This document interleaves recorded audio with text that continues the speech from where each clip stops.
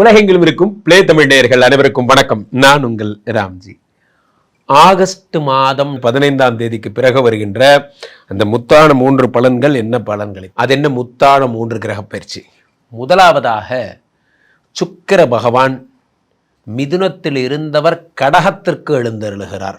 கடகம் என்பது சந்திரனுடைய வீடு.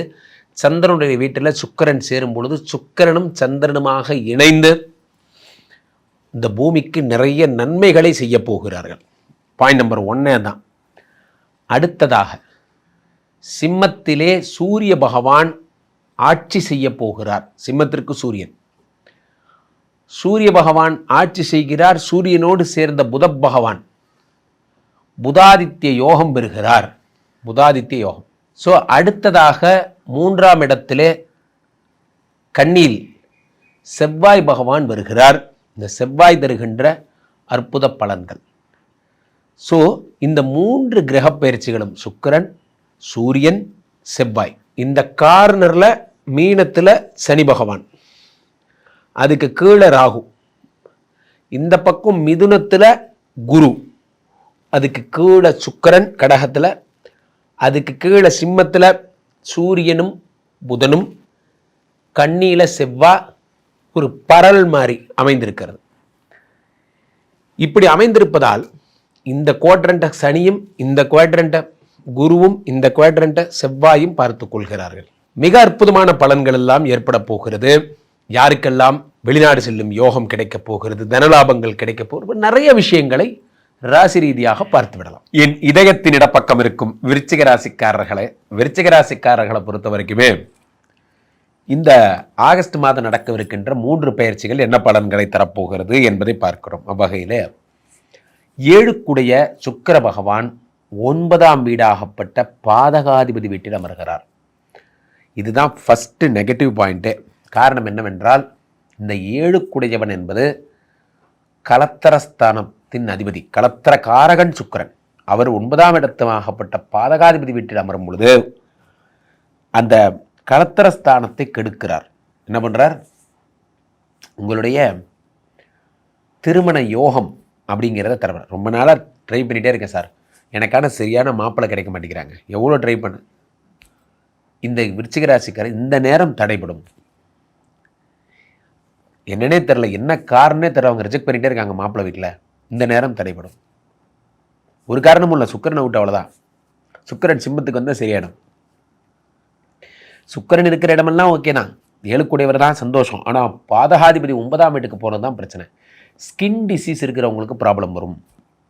முடி கொட்டுறது, பல்லு, அழகு முடி, ஸ்கின்னு, கண்ணு, பல்லு, எதாக இருந்தாலும் அழகு சம்மந்தப்பட்ட காஸ்மெட்டிக் சம்மந்தப்பட்ட நகம், காஸ்மெட்டிக் சம்மந்தப்பட்ட ப்ராப்ளங்கள் உண்டாகும்.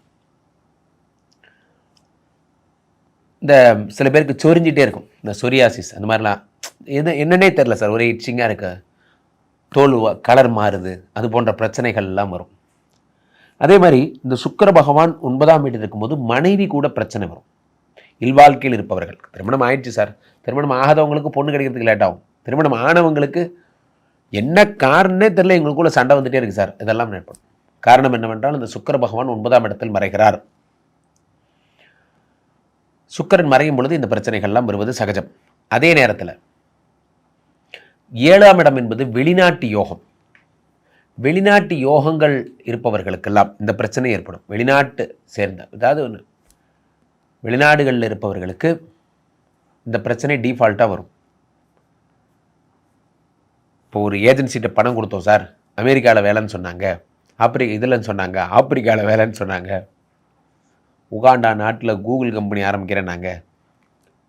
என்னது உகாண்டா நாட்டில் கூகுள் கம்பெனி எப்போ ஆரம்பிக்கிறேன்னு எப்போ சார் சொன்னாங்க சார், நம்பி பணம் கொடுத்தேன் சார், எங்கேயோ காணாமல் போயிட்டான். கண்டிப்பாக காணாமல் தான் போவான். காரணம் என்னவென்றால் அவர் தான் என்ன பண்ணுறாரு, இட்ஸ் சீட்டிங். தகுதி சுற்று முடித்து நீங்களே உங்களுக்கே வேலை கிடைக்கும். நீங்கள் ஏன் இந்த மாதிரிலாம் கஷ்டப்படணும் அவசியமே இல்லையே. நன்றாக புரிந்து கொள்ள வேண்டும் நண்பர்களே. இந்த 7க்குடையவர் 9ஆம் இடத்தில் இருக்கும் பொழுது இது போன்ற பிரச்சனைகள் வருகிறது. அதே நேரத்தில் உங்களுடைய 11ஆம் இடத்துக்கு அதிபதி 11ஆம் இடத்திலே செவ்வாய் பகவான் இருக்கிறார். 1 6 கூடியவர். இது ஒரு வகையில் நல்லது, ஒரு வகையில் கெட்டது. ராசிநாதன் 11ஆம் இடத்தில் இருப்பது மிக அற்புதமான விஷயங்கள்லாம் உண்டாக்குவார். ஹெல்த் இம்ப்ரூவ் ஆகும். பிபி, சுகர், அனிமிக் இருக்கிறவங்களுக்கெல்லாம் அந்த ஹெல்த் இம்ப்ரூவ் ஆகும். மிக சூப்பரான ஒரு விஷயம்னா அது இதுதான்.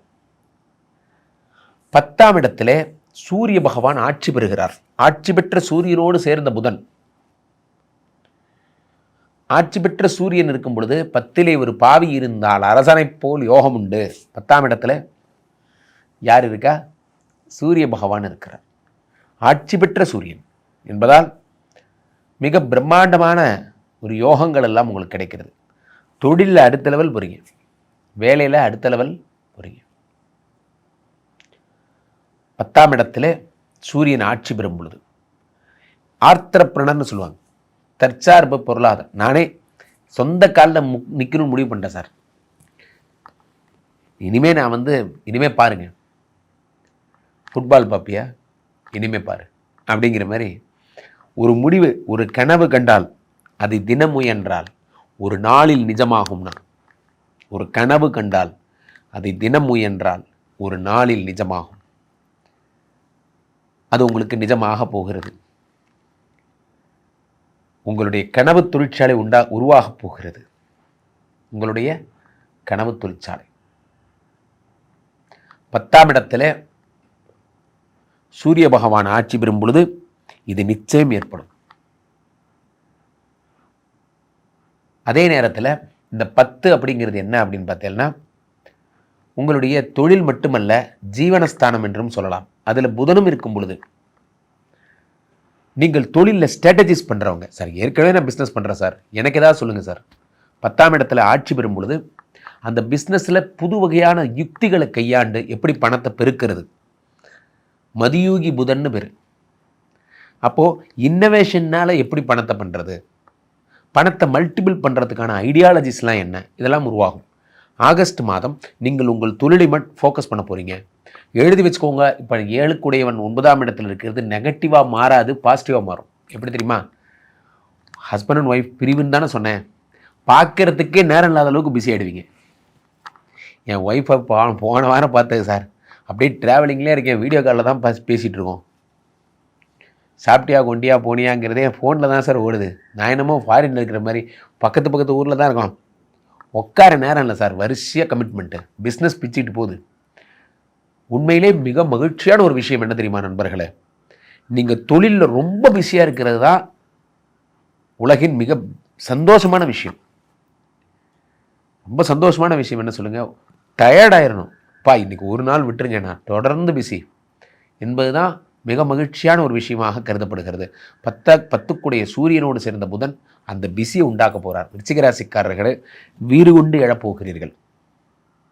உங்கள் வாழ்க்கையிலே உங்களுக்கான அடுத்த படிநிலை என்பது வரப்போகிறது, வந்துவிட்டது. கவலையே வேண்டாம். இனி உங்கள் காட்டில் மழை.